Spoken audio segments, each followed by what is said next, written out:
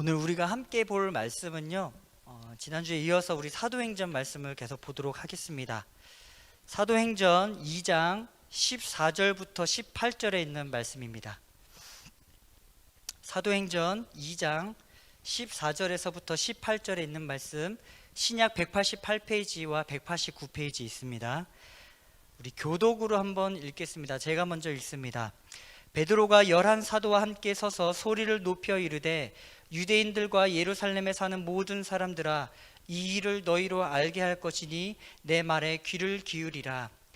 때가 제3시니 너희 생각과 같이 이 사람들이 취한 것이 아니라 이는 곧 선지자 요엘을 통하여 말씀하신 것이니 일렀으되 하나님이 말씀하시기를 말세에 내가 내 영을 모든 육체에 부어주리니 너희의 자녀들은 예언할 것이요 너희의 젊은이들은 환상을 보고 너희의 늙은이들은 꿈을 꾸리라. 우리 같이 한번 읽겠습니다. 시작.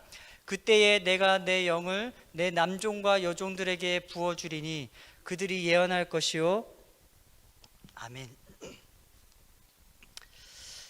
지난 시간에 우리는 2장 1절에서부터 11절의 내용을 다루면서 오순절 성령의 사건이 무엇인지 세 가지로 보았는데요.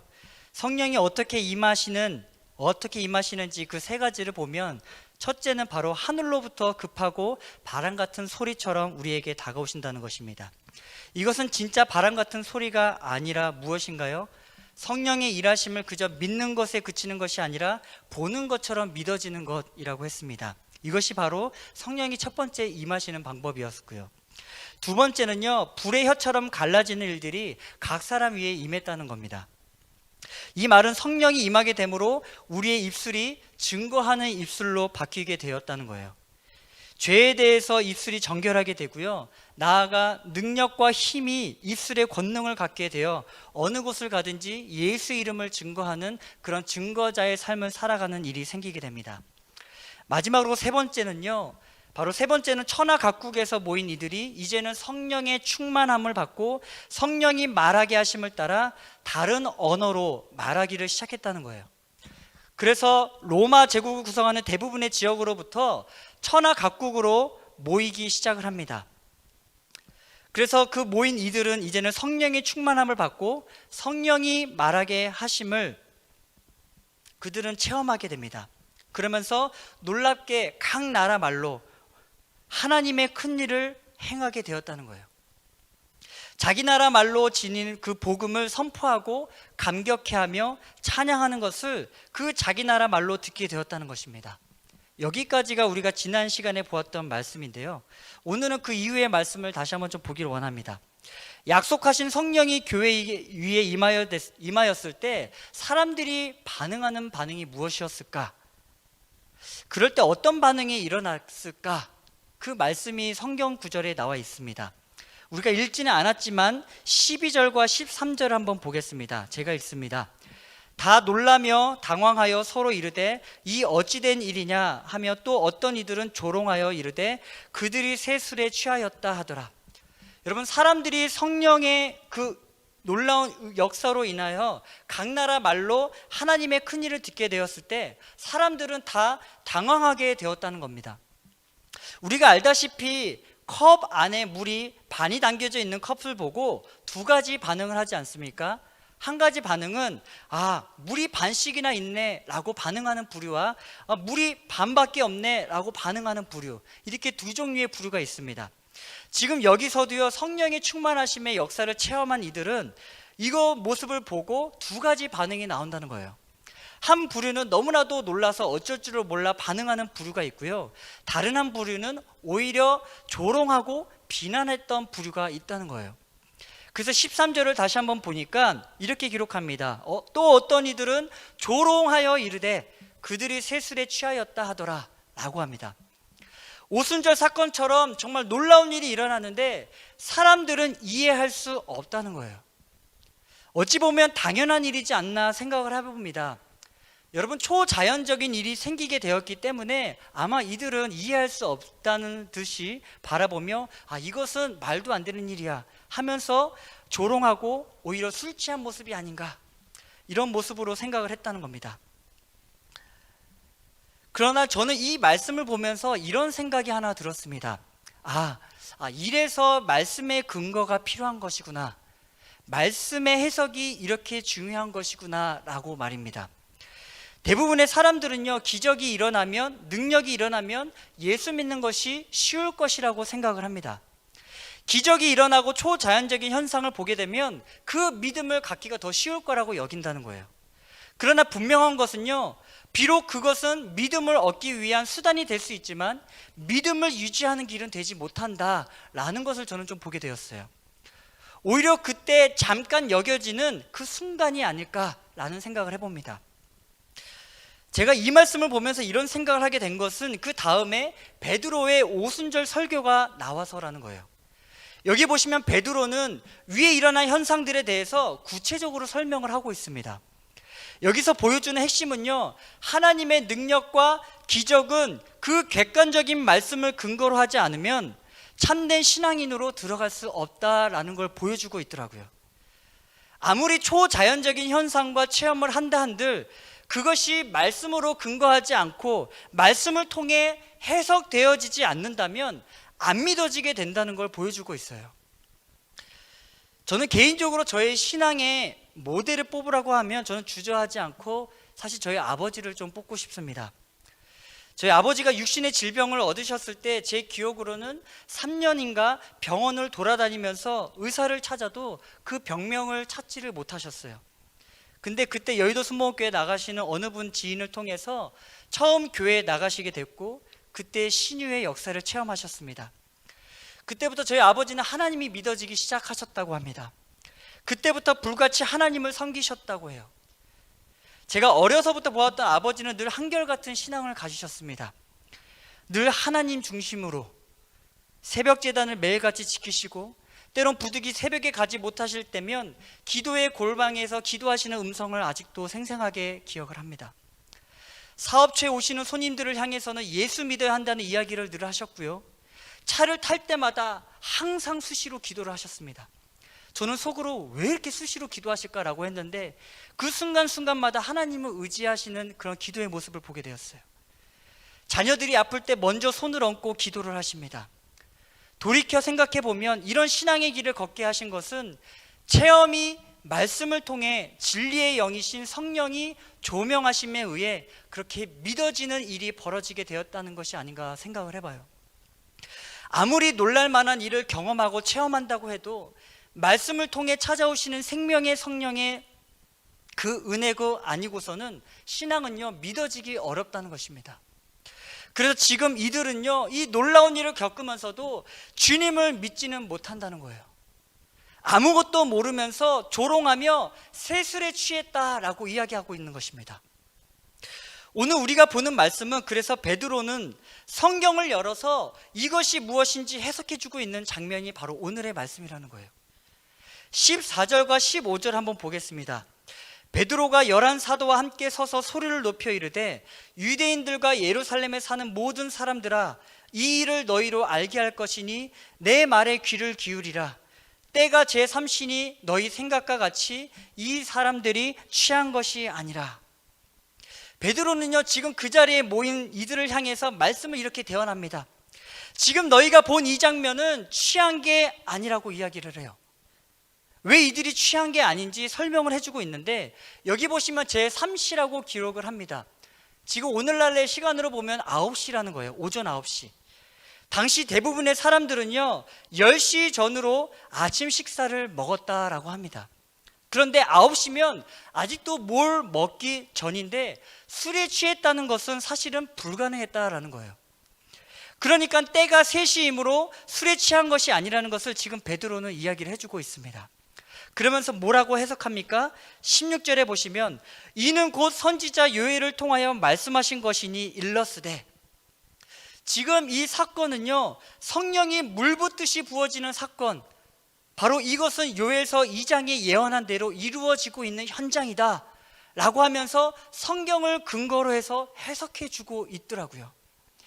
앞에서도 이야기를 했지만 우리가 성도로 살아가는 삶은 반드시 체험으로 끝나는 것이 아니라 체험을 허락하신 것이 성경에 어떻게 해석이 되었는지를 우리는 성경을 펴서 바라봐야 한다는 것, 바로 그 부분을 우리는 보지 않았습니까? 그런 점에서 볼 때 저는 오늘날 사실 목회자들이 얼마나 중요한 역할을 해야 하나 이런 생각을 다시 한번 해봅니다. 저는 개인적으로 목회 길을 걷기 시작했을 때 목사의 역할을 성도를 섬기는 정도, 말씀을 선포하는 정도로만 여겼던 것 같아요. 그런데 인생의 그 연륜을 지내신 어느 목사님을 그 미시건에 있을 때 만나뵙게 되었습니다. 근데 이런 조언을 한번 저에게 해주시더라고요. 전도사님, 목회자와 평신도의 다름이 무엇인 줄 아십니까? 라고 물으시더라고요. 그래서 저는 주저없이 영혼을 섬기고요, 영혼이 자랄 수 있도록 돕는 역할을 하는 것이 아닐까요? 라고 이야기를 했어요. 그런데 그 목사님이 저에게 이렇게 다시금 이야기하십니다. 맞아요. 영혼을 섬기고 영혼이 자랄 수 있도록 목양하는 것이 너무나도 중요합니다. 그것은 목회자라면 당연히 가져야 할 자세입니다. 그런데 그것은 평신도들도 다 할 수 있더라고요. 그런데 그거 아세요? 목회자의 역할이 평신도와 구분이 되어지는 일이 있다면 목회자는 평신도를 세우는 역할을 해야 한다는 겁니다. 평신도를 세우려면 목회자는 말씀을 잘 연구해서 말씀을 제대로 잘 가르쳐야 된다는 겁니다. 비록 평생 말씀을 공부해도 말씀을 다 알 수 없는 게 우리의 연약함이지만 우리는 알지 않냐고 이야기를 하시더라고요. 그러면서 말씀의 능력이 있다는 것을 강조하십니다. 그 말씀을 제대로 잘 연구해서 가르치는 게, 이것이 바로 목회자의 첫 번째 소명이라는 걸 저는 목회 30년 동안 얻은 결론입니다 라고 이야기를 하셨습니다.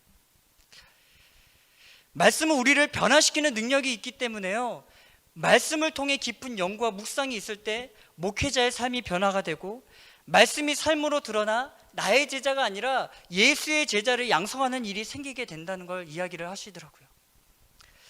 물론 목회자들마다 다 다른 철학이 있지만 사실 저는 그 이야기를 들었을 때 사실 개인적으로 머리를 한 방 맞은 기분이었습니다. 목회자에 가는 길이 바로 이런 것이구나. 그래서 말씀을 중요하게 여기고 말씀을 통해서 사람을 세우고 말씀을 통해서 제자를 양육하는 것, 이것이 목회자의 생명이구나 라는 이야기를 다시 한번 좀 깨닫게 되었습니다. 그러면서 오늘 이 말씀을 보면서 그 목사님 이야기가 다시 한번 떠오르더라고요. 그래서 옛날에 받아 적었던 그 노트를 다시 한번 좀 보게 되었어요. 그러면서 제 자신에게 한번 이런 질문을 해봤습니다. 많은 사람들이 체험이 중요하다고 이야기하면서 은연중에 체험과 말씀을 그 동등한 위치에 놓으려고 할 때 나는 과연 성도들에게 어떻게 이야기하는 목사일까? 나는 과연 모든 체험을 성경에 의해 해석되어지도록 가르치고 나누고 함께 고민하는 그런 목사인가? 라고 한번 제 자신에게 되물어 보았습니다. 여튼 지금 이 사건을요, 베드로는 뭐라고 이야기하냐 하면은요, 이미 구약에서 예언했던 사건이라는 거예요. 요엘이 예언했던 사건이라는 것입니다. 그러면 요엘이 예언한 것인 도대체 무엇일까요? 17절에 기록을 하죠. 하나님이 말씀하시기를 말세에 내가 내 영을 모든 육체에 부어주리니 너희의 자녀들은 예언할 것이요 너희의 젊은이들은 환상을 보고 너희의 늙은이들은 꿈을 꾸리라.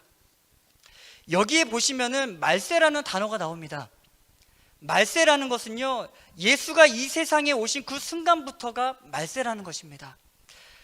보통 지금 우리는 코로나 시대를 접하면서 자주 하는 말이 있다면 말세다 라고 이야기를 하지 않습니까? 세상은 마지막 때를 말세라고 하지만 그러나 말세의 진짜 의미는 예수님이 오신 그 순간부터가 말세였다는 거예요. 그래서 예수님이 오신 그 순간부터 말세는 이미 시작이 되었고요, 예수님이 재림하실 때 말세는 끝나게 된다는 것입니다. 그러면 말세에 성령이 일을 하시는데 도대체 무슨 일을 할까요? 말세에 내가 내 영을 모든 육체에 부어주신다 라고 합니다. 그래서 어느 주석을 보니까 여기서 강조된 두 단어가 있더라고요. 하나는 모든 육체, 그리고 또 다른 하나는 부어주리라. 이 두 가지가 중요하다라고 강조하고 있더라고요. 이미 우리가 알고 있지만 구약에서도 이미 성령 하나님이 계시고 일하지 않습니까? 구약과 신약에서 성령 하나님의 차이가 있다면 그것은 성령의 일하심이 늘 제한적이었다는 겁니다. 그래서 성경에 보면 왕이나 제사장에게 그 기름을 부었다라는 말이 자주자주 등장한다는 거예요. 그 이유는 성령의 임재를 상징하기 때문에. 왕, 제사장, 그리고 선지자 같은 사람에게 기름을 부은 것은요, 그 일을 감당하기 위해 성령의 은혜를 상징하기 위함이라는 것이었습니다. 그래서 구약의 관점에서 보면 왕이나 제사장, 선지자 같은 사람에게 성령이 어떻게 임했습니까? 너무나도 제한적으로 임했다는 거예요. 그런데 신약시대에 와서는 모든 진실한 성도에게, 모든 신실한 성도에게 한결같이 임하십니다. 주라 시인하는 모든 백성에게요, 성령이 임하시기 시작을 합니다. 그래서 예수님이 제자들에게 이렇게 이야기하지 않으십니까? 마태복음 13장 16절에서 17절에 보시면 너희 눈은 봄으로 너희 귀는 들음으로 복이 있도다. 내가 진실로 너희에게 이르노니 많은 선지자와 의인이 너희 보는 것들을 보고자 하여도 보지 못하였고 너희 듣는 것을 듣고자 하여도 듣지 못하였느니라. 여러분, 구약시대의 왕과 제사장과 선지자들은요, 보고 싶어도 못 봤다는 거예요. 듣고 싶어도 그들은 듣지를 못했습니다. 그러나 말세에 예수님이 세상에 오시고요, 그 성령이 부어지면서 어떻게 됩니까?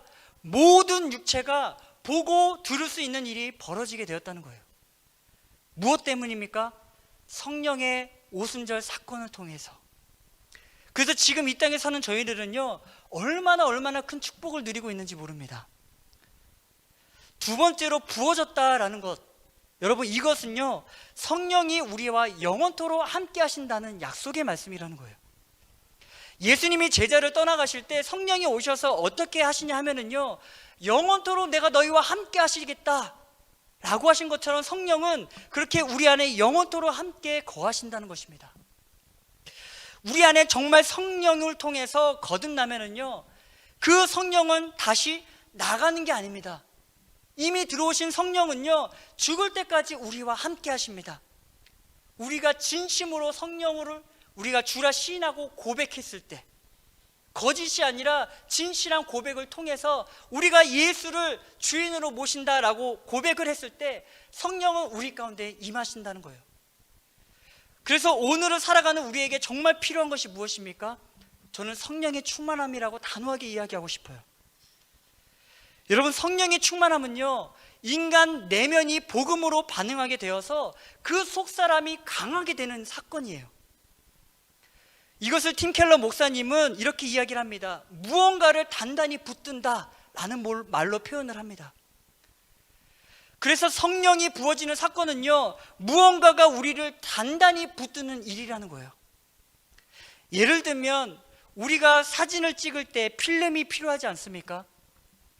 지금은 디지털 카메라가 워낙에 일반화되어서 더 이상 필름이 필요 없게 되지만, 예전에 우리가 사진을 찍었을 땐 그 필름이 있어야 사진을 찍을 수 있었습니다. 근데 필름이 나올 때는요, 그 화공약품을 발라서 빛에 민감하도록 반응하도록 만든 게 필름이라는 거예요. 그 화학적인 처리를 거친 필름이 찍고자 하는 대상의 이미지를 포착해서 우리가 볼 수 있도록 고스란히 그대로 보존하도록 만듭니다. 무엇 때문입니까? 그 화학 작용을 통해서. 만약 그 화학 물질이 제대로 발라지지 않아서 하자가 생겼다면요, 아무리 사진을 찍어도 피사체를 또렷하게 찍을 수가 없다는 겁니다.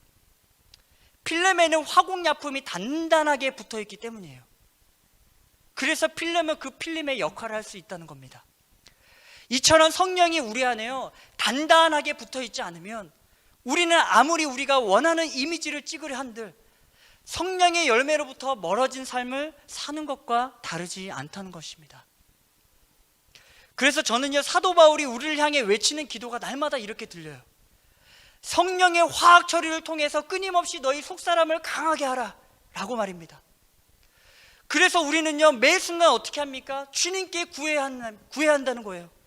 주님, 우리를 단단하게 붙들어 주옵소서 라고 말이죠. 성령의 충만함을 허락하여 주옵소서. 우리 안에 영적인 감도를 허락하셔서 그 밋밋한 필름이 되지 않고 화공약품으로 잘 처리된 성령의 붙드심이 우리 안에 있도록 허락하여 주옵소서 라고 우리는 그렇게 외쳐야 한다는 거예요. 저는요, 오늘날 많은 교회들이 손가락질을 당하고 있는 이유가 다른 데 있다고 생각하지 않습니다. 그 이유는 다른 게 아니라 성령의 일을요, 우리의 잣대와 우리의 가치관으로 자꾸만 제한하고 가볍게 여기기 때문이라고 생각을 해요. 오늘날 많은 교회들은 끊임없이 시스템과 제도를 구축하고 그 변화를 꿈꿉니다. 끊임없이 속사람이 변하지 않는 이미지 관리에 힘을 쏟아냅니다. 그러나 성경은요, 우리에게 시스템과 제도의 변화에 대한 이야기를 하지 않으시더라고요. 오로지 성경이 우리에게 하는 말씀은 본질로 돌아가라, 본질로 돌아가라, 그 메시지 하나밖에 없다는 것입니다. 어느 목사님이 쓰신 칼럼에 이런 글이 있었습니다. 오늘날 교회는 더 이상 상처를 치유하는 교회가 되는 것이 아니라 수술을 해야 하는 교회가 되어야 한다라고 말이죠. 근데 그 말이 굉장히 와닿았습니다. 너무나도 동의가 되더라고요. 아, 그렇구나. 제 아무리 인간이 시스템과 제도로 상처를 치유한들 그 상처는 또다시 덧날 수 있는 것이구나. 그런데 성령을 통해서, 성령의 충만함을 통해서 완전히 우리가 수술을 하게 되면 우리는 새로운 생명으로 다시 일어날 수 있는 것이구나 라는 것을 좀 다시 한번 깨닫게 되었습니다. 그래서 우리는요, 매 순간 어떻게 합니까? 철저히 성령 하나님의 일하심을 우리는 구해야 합니다. 하나님의 역사하심을 우리는 매 순간순간 의식하면서 주님의 도우심을 구해야 합니다. 주님, 성령 충만함을 허락하여 주옵소서라고 말이죠. 우리가 알다시피 이 사건 이후부터요, 성경을 주의 깊게 보면은요, 누가 주인입니까? 성령 하나님이 주인이라는 거예요. 아나니아와 삽비라 이야기에도 보면 누구를 속입니까? 성령을 속입니다. 바울이 소아시아를 그렇게 전도하고 싶었는데 그를 유럽으로 이끄신 이 또한 누굽니까? 성령 하나님이십니다. 초대교회 7집사를 뽑는데 자격이 여러분 무엇이었습니까? 바로 성령이 충만한 자였더라고요. 사도행전 2장 사건 이후부터 대부분의 주역은요, 성령 하나님이었습니다. 성령이 우리를 붙드셔야 우리가 달라지지, 아무리 우리가 달라지려고 애써도요, 우리는 달라질 수 없는 존재라는 겁니다. 아무리 내 힘과 노력으로 발버둥 친다 한들 내 의와 노력은 한계가 있고 제한적이라는 거예요. 우리를 다스리는 그 성령의 역사하심, 우리는 그것을 구하며 나아가야 할 것입니다. 마지막으로 이거 하나만 보고 마무리하겠습니다. 그렇게 성령의 부으심이 임할 때 그럼 도대체 무슨 일이 일어났겠습니까? 17절과 18절을 한번 읽어보겠습니다.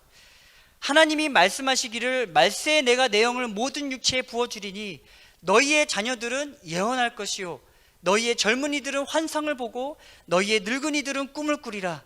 그때에 내가 내 영을 내 남종과 여종들에게 부어주리니 그들이 예언을 할 것이요.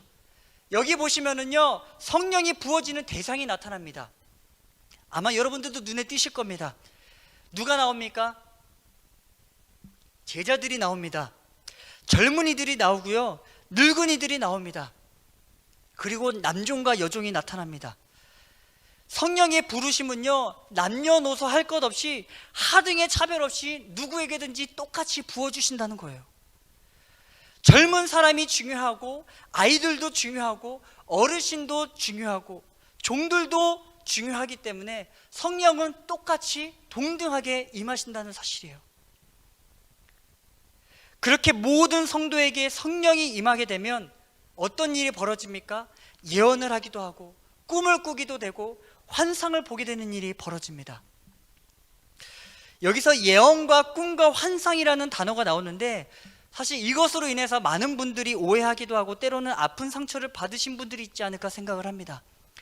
사실 저 또한 예언이라는 것에 안 좋은 경험이 있기 때문에 아픈 상처를 경험을 한번 해봤습니다. 사실 예전에 여기에 나오는 이 단어들은요, 이미 구약시대에 하나님의 계시의 말씀을 종들에게 주신 하나님의 방법이라는 걸 이야기하고 있어요. 왜냐하면 구약시대에는 하나님의 계시의 말씀을 주시는 방법이 바로 무엇이었습니까? 예언이었고요, 꿈이었고요, 환상이었다는 거예요.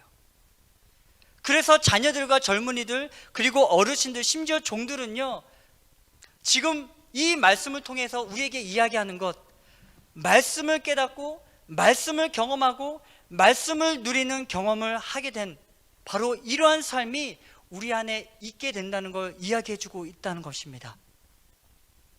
앞에서도 이야기했지만 왕이나 제사장과 선지자들은 보고 싶었는데 보지 못했고요, 듣고 싶었는데도 듣지 못했습니다. 그러나 오순절 사건 이후부터 경험되는 일이 있습니다. 우리 주변에 성령의 역사로 인해서 예언과 꿈과 환상을 보았다고 하면서 이야기하시는 분들은 많지만, 하나님 분명히 그렇게 일하시기도 하지만 반드시 무엇입니까? 말씀을 통해 하나님이 일하십니다.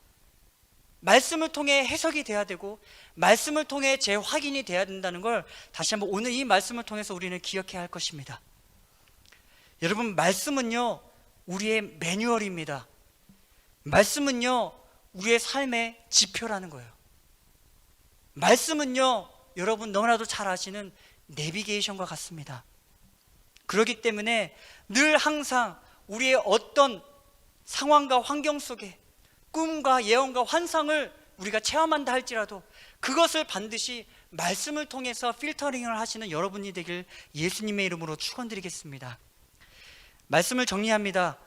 오늘날 우리가 이 시대를 살아가면서 제일 많이 경험해야 할 게 뭐냐 하면은요, 말씀을 풍성히 누리고 말씀을 통해 삶이 경험이 되어야 할 것입니다. 우리가 누리는 이 말세의 시간은요, 계시의 말씀이 특수한 몇 사람에게만 나타나는 것이 아니라 모든 사람에게 남녀노소 할 것 없이 하등에 차등 없이 모든 사람에게 깨달아 알게 하신다는 것입니다. 성령의 역사 또한 베드로의 설교를 통해 보여줬듯이 우리의 경험과 체험은요 반드시 말씀을 통해 해석이 되어져야 할 것입니다. 오늘 하루 또 우리가 다시 한번 또 이 위에 기도할 때 성령 하나님 주님의 그 모든 것들이 다시 한번 말씀을 통해 깨달아지고, 그리고 성령의 충만함을 통해 우리를 단단히 붙잡게 하시는 것이 무엇인지 다시 한번 깨닫게 되는 그런 시간이 되길 예수님의 이름으로 축원드리겠습니다.